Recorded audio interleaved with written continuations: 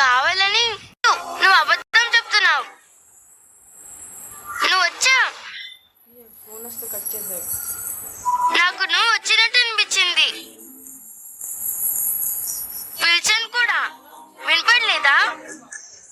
వినపడింది. పిలిస్తే ఎక్కడున్నా వస్తానంటావు కదా, మరెందుకు రాలేదు? నేను అక్కడ లేను కదా. అదే ఎందుకు రాలేదు అని అడుగుతున్నాను.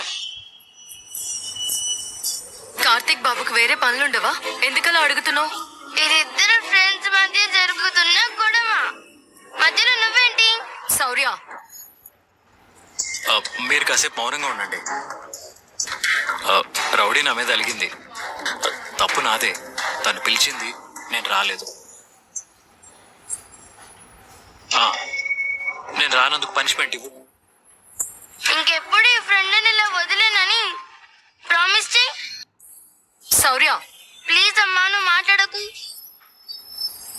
ప్రామిస్ చేయి కార్తీక్. ఇంకెప్పుడు మా రౌడీని బాధ పెట్టను. శౌర్య కార్తీక్ బాబుకి చాలా దగ్గరైపోయింది. అమ్మ కనిపించకపోతే ఎంత బాధ కలుగుతుందో, నువ్వు కనిపించకపోయినా అంతే బాధ కలుగుతుంది కార్తీక్. మనం ఎప్పుడు ఇలాగే ఉండాలి.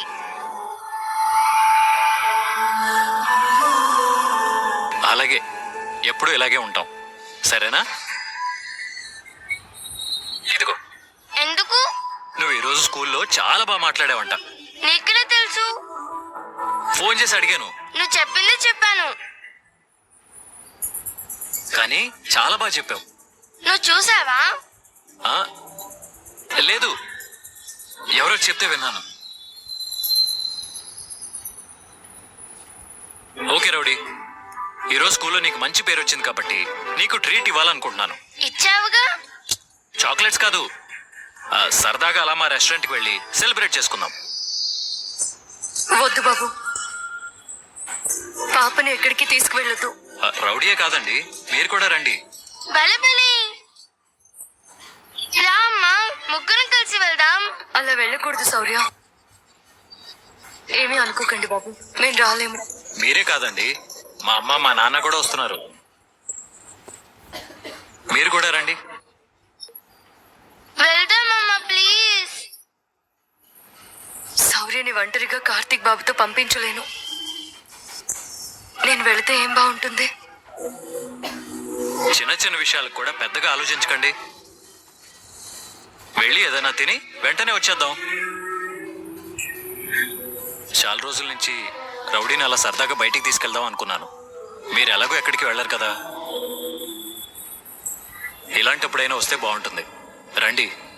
నేను రాలేను బాబు. సరే, మిమ్మల్ని ఇబ్బంది పెట్టను. రౌడీని తీసుకెళ్తాను. ఒకవేళ నాకే పుట్టుంటే నా బిడ్డ నాకు ఇచ్చే. నువ్వు చెప్పే సమాధానమే నీ సమస్యకి పరిష్కారం. అమ్మా, నువ్వు రావచ్చుగా.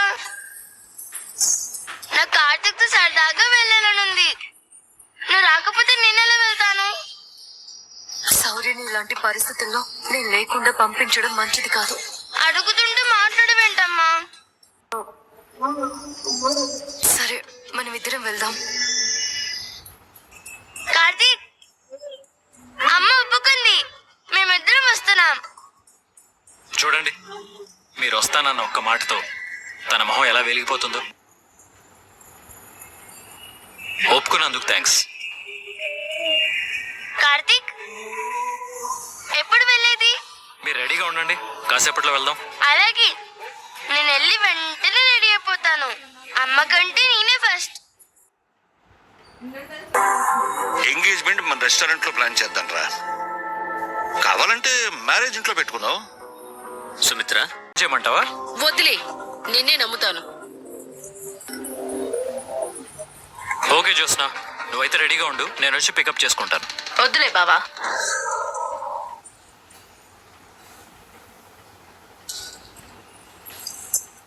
అదేంటి, ట్రీట్కి రమ్మంటే వద్దంటావేంటి? మీ అత్తయ్య వస్తోంది కదా. మమ్మీ, వద్దంది నేను రానని కాదు, నా కార్లో నేను డైరెక్ట్ గా వస్తాను అని. ఓకే జ్యోత్స్న, మనం ట్రీట్కి మీట్ అవుదాం. నాకు చిన్న పని ఉంది, నేను బయలుదేరుతాను. బాయ్ తాతయ్య. బాయ్ రా. బాయ్ మావయ్య.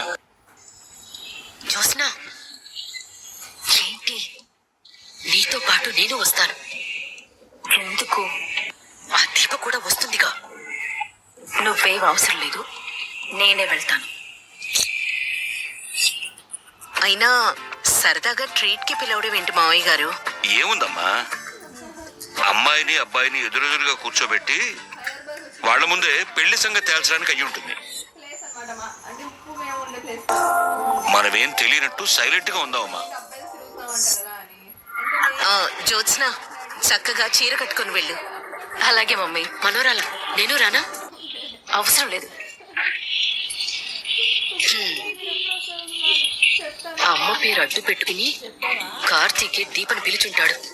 అయ్యో, అక్కడ ఏం జరుగుతోందో ఏంటో. నేను డ్రైవ్ చేస్తానంటే వద్దు అని డ్రైవర్ని తీసుకొచ్చావు. నువ్వు స్కూటీ డ్రైవ్ చేస్తానంటేనే మీ డాడీ ఒప్పుకోవట్లేదు, ఇంకా కార్ డ్రైవ్ చేస్తానంటే అంతే సంగతులు. ఇంతకీ ఏ రెస్టారెంట్కి తీసుకెళ్తున్నావు? ఈ ఏరియాలో ఉన్న 2 రెస్టారెంట్లకి 5 రేటింగ్ ఉంది మమ్మీ. ఏది బెస్టో అర్థం కావట్లేదు. మనకంటే బాస్ కి బాగా తెలుసు, కాల్ చేసి అడుగుతాను. ఏదో ఒక రెస్టారెంట్కి వెళ్దాం లేవే. నువ్వు ఉండు మమ్మీ. Hi boss. హాయ్ స్వప్న. బాస్, ఒక చిన్న హెల్ప్ కావాలి. ఏంటి? మమ్మీకి ఏదైనా ట్రీట్ ఇద్దామని సరదాగా అలా బయటికి తీసుకొచ్చాను. నీకు తెలిసిన ఏదైనా రెస్టారెంట్ పేరుంటే చెప్పు. Jyotsna restaurant, Banjara hills. Thanks boss.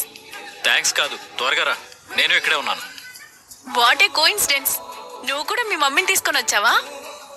ముందు నువ్వు రా, చెప్తాను. ఓకే బాస్, పక్కనే ఉన్నాను. 5 minutes లో ఉంటాను. మమ్మీ, బాస్ కూడా అక్కడే ఉన్నాడంట.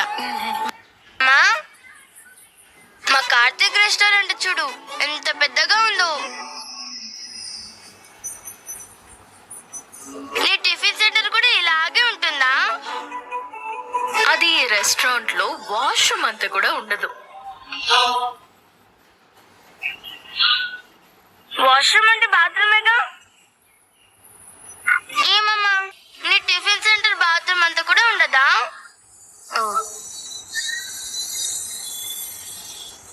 శౌర్య, నా ఉద్దేశం ఇంత పెద్దది కాదు, చిన్నగా ఉంటుంది అని. అవునా? మహావృక్షానికి కూడా విత్తనం చిన్నగానే ఉంటుంది జ్యోత్స్న. ఏమో, ఎవరికి తెలుసు, ఆ టిఫిన్ సెంటర్ భవిష్యత్తులో ఇంత పెద్ద రెస్టారెంట్ అవుతుందేమో. బాగానే సపోర్ట్ చేస్తున్నావే. వీడు దీపుని మరీ ఇంత వెనకేసుకొస్తున్నాడేంటి? నమస్తే మేడం. నమస్తే సార్. ఏం గణేష్, బాగున్నావా?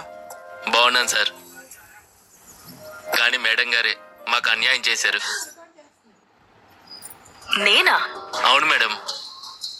న్యూ ఇయర్ కి పార్టీ అడిగితే నెక్స్ట్ మ్యారేజ్ ఉంది, గ్రాండ్ గా సెలబ్రేట్ చేసుకుందాం అన్నారు. న్యూ ఇయర్ పోయి 5 months అవుతుంది. పెళ్లి ఎప్పుడు చేసుకుంటారు మేడం?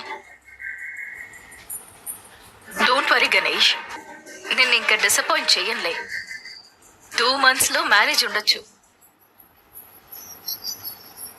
ఏం బావా, అంతేనా?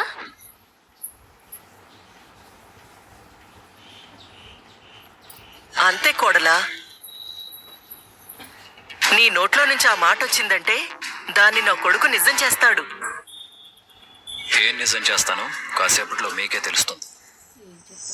నమస్తే మేడం. నమస్తే మేడం. నమస్తే. అందరూ జోకి నమస్కారం పెడుతున్నారేంటి?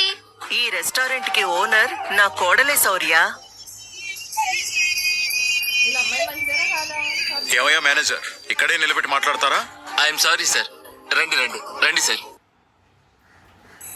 మేడం వాళ్ళకి ఏం కావాలో చూసుకోండి. అలాగే సార్. మేడం, నేను మళ్ళీ వస్తాను madam. Okay. Madam, order please.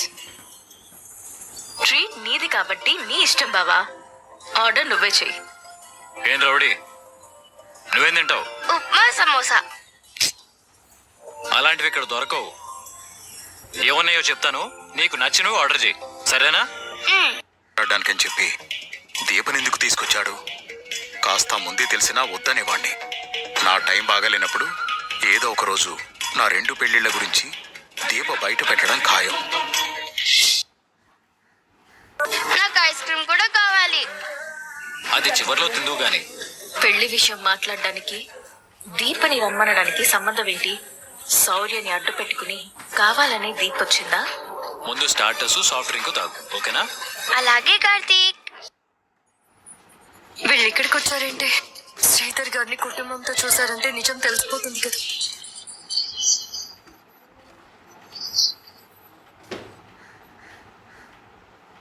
భర్త మోసం చేశాడని తెలిసి ఏడుస్తూ కూర్చోకుండా తట్టుకుని నిలబడగలిగాం.